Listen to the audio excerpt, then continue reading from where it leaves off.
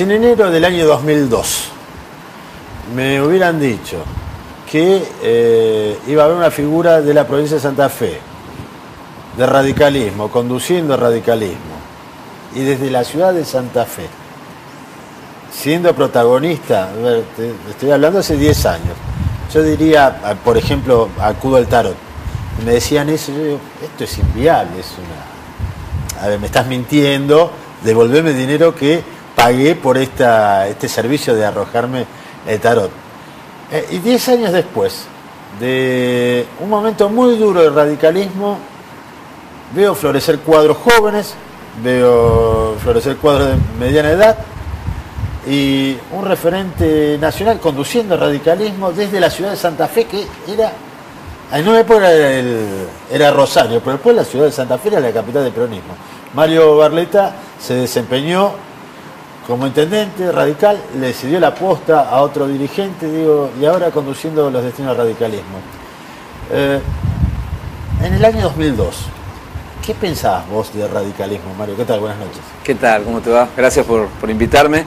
Bueno, en el año 2002, como rector de la Universidad Nacional del Litoral, estábamos enfrentando aquella crisis política, económica, institucional tan difícil, ¿no? Había asumido en el 2000 como rector y bueno, tenía la verdad que todas mis energías, mis capacidades puestas en también una institución como la Universidad Nacional del Litoral, que como todas las instituciones del país sufrieron en forma aquella crisis.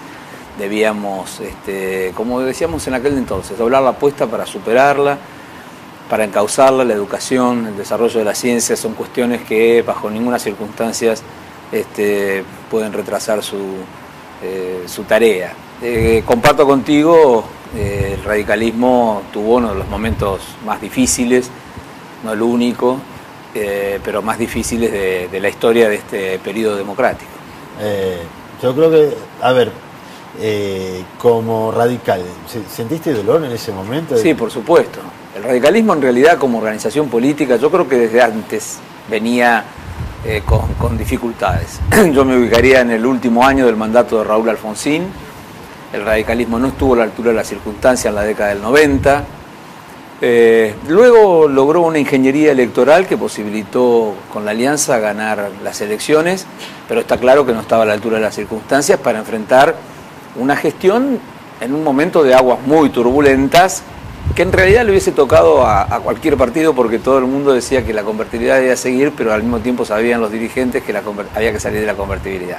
Esto no es una excusa, es un dato de la realidad. Claro, ahí está, ese es el meollo. Sí, no, esto es un dato de la realidad y quien gobierna tiene que saber que va a tener que enfrentar buenos tiempos o malos tiempos y ante buenos o malos tiempos tiene que tener la capacidad para precisamente conducir esas cuestiones. Y el radicalismo no lo pudo hacer. Cuando devaluó Brasil era indefectible que eso se tenía que hacer. Se tenía que hacer y bueno, no... pero los argentinos creo que de algún otro modo encontramos, no sin antes un periodo ahí con 5 presidentes, claro, reencauzar dentro del sistema democrático, esto me parece lo más valioso. Y luego, bueno, ayudó también el contexto, ya 2003 la soja empieza a generar una posición de demanda alta con altos precios.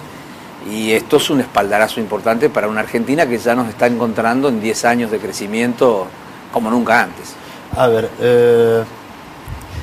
porque vos te has transformado y tenés la misión de un radicalismo a nivel nacional. ¿Cuál es el desafío? Porque ustedes siempre tienen alguna discusión interna. Digo, ¿cómo se traza un plan de gobierno? Porque hubo mucha gente en el cacerolazo, pero si vos la convocás o la convoca cualquier otro partido, no lo logra. Digo, ¿cómo se articula un plan económico viable, que no terminó en un incendio, y que sea distinto al gobierno nacional? ¿Cómo van a hacer ustedes los radicales para hacer eso? Yo creo que el problema no es básicamente un plan económico, ¿sí? Un plan estratégico para el desarrollo del país, porque hoy las mayores dificultades, además de la irritabilidad que existe, además de esta división absurda de creer el gobierno nacional que es dueño de la verdad, que no acepta el diálogo. Yo le pedí una audiencia a la presidenta, estoy esperando cuando asumí como presidente del partido. Un Congreso que no funciona porque no ha tratado ninguno de los 694 proyectos que presentó la oposición y no admite modificar una coma para mejorar un proyecto que presenta el propio Ejecutivo, una justicia que está amenazada permanentemente, un ministro que va al Consejo de la Magistratura a hacer una conferencia de prensa, que presiona a un juez y lo hace renunciar.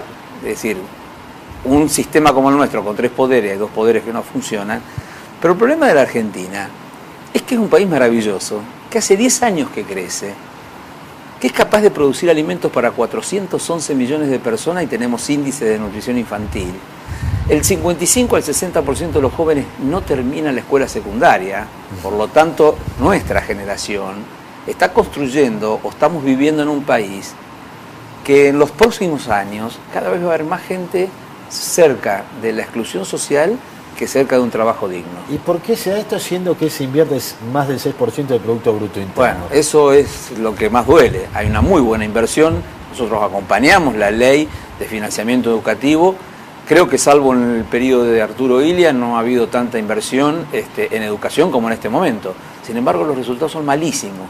Gran deserción escolar, gran disminución de la calidad educativa y nadie se hace cargo. ¿Por qué? Porque en la década del 90 el justicialismo conducido por el doctor Méndez decide tirarle por la cabeza a las provincias, a las escuelas, y no hay más proyecto nacional educativo. No existe un plan nacional de educación. El Consejo Federal... me acuerdo del Consejo Nacional de Educación Técnica, el CONET, que era maravilloso. Un espacio maravilloso, que hoy lo necesitaríamos. Bueno, hoy tenemos el Consejo Federal. Hay algunas cosas que el Consejo Federal, por ejemplo, planes de estudio, ha trabajado bastante bien, pero después las provincias le llevan o no le llevan el apunte.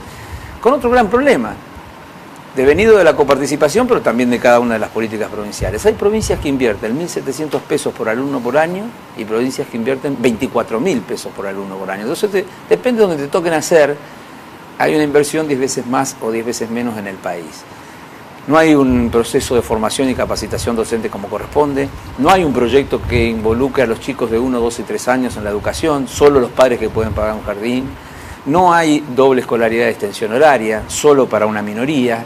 Conclusión, en esta Argentina, que vuelvo a insistir, era una de las naciones, naves insignia en tema de educación. Y la calidad educativa, siempre en los primeros lugares en América Latina. Ahora estamos peleando el descenso.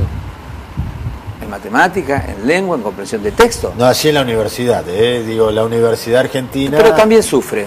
Este presupuesto le han disminuido el presupuesto a las universidades. Ajá. Hemos creado cantidad de universidades de manera innecesaria y no se las aprovecha a las universidades, porque otro de los grandes problemas de la Argentina es que seguimos viviendo pensando que de por vida nos van a seguir comprando soja, la soja de por vida va a seguir teniendo un alto precio, entonces con eso nos quedamos tranquilos. En lugar de haber aprovechado este momento para generar un proceso entre el conocimiento y la producción, generar pymes de base tecnológica, puestos de trabajo, las políticas sociales, está bien, todos estamos de acuerdo con las políticas sociales, que el que menos tiene hay que ayudarlo, pero como un tránsito a la obtención del trabajo, no como un estadio permanente. Ya hay tres o 4 generaciones, y entonces, ¿qué es lo que ha pasado? Se ha perdido la cultura del trabajo. La cultura del esfuerzo. Vos sabés que Brasil tuvo una experiencia muy dura, que vos la habrás estudiado, e hizo el camino que vos estás diciendo, ¿no? Que Argentina también lo intentó, que fue la crisis de la borralla, ¿no? De caucho. Exactamente. Una vez que le llevaron las semillas a Indochina, se rompió, digo. ¿Alguien puede inventar algo que reemplace la soja como alimento barato? África. Sí. Se puede constituir en la tierra que a China les queda más cómodo para la producción de soja. Y ya hay proyectos en marcha. Así que, mira, la vez pasada estuve en el Mar del Plata. Sí. Y fui al puerto, a estos lugares donde se congelan los pescados. Ajá. La merluza, Argentina tenía el 70% del mercado internacional. Esto es principio del año. Cuando yo estuve, el dueño de este emprendimiento y los obreros estaban realmente muy preocupados. Habían pasado del 70 al 30%. Y digo, ¿qué pasó? 2 países desarrollaron, bajo cultivo, un pez con las características idénticas a la merluza, pero cuesta la mitad. Estados Unidos empezó a comprar ahí. Bueno, para cómo nos hacen trampa, en el packaging ponen merluza, y no es merluza en realidad.